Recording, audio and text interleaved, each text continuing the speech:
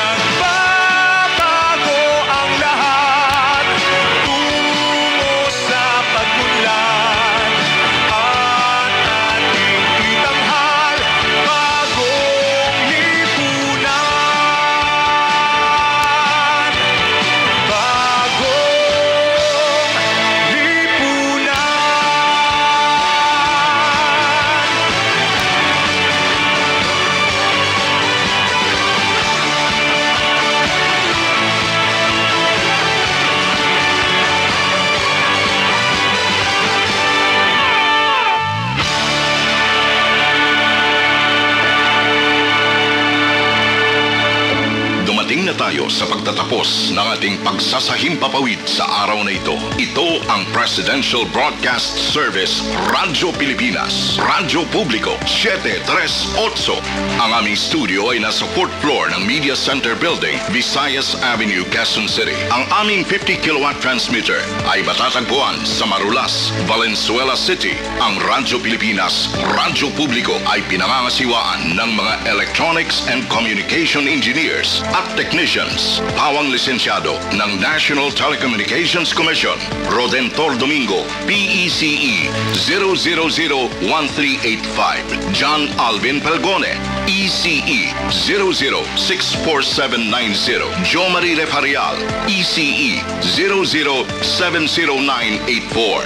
Rachel Joy Tinidan, ECT 0023775. Maria Teresa Segovia, ECT 0026682. At Marvin Toledana, ECT 0019489.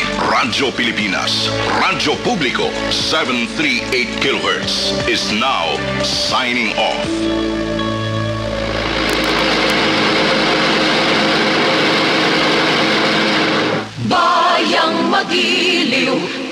silanganan, alab ng puso, sa dibdib mo'y buhay.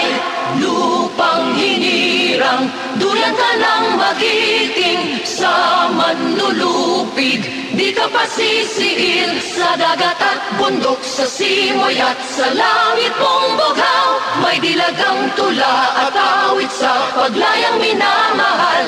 Ang kislap ng watawat mo'y tagumpay na nagniningning, ang bituin at araw niya kailan pa may di magdidilim. Lupa ng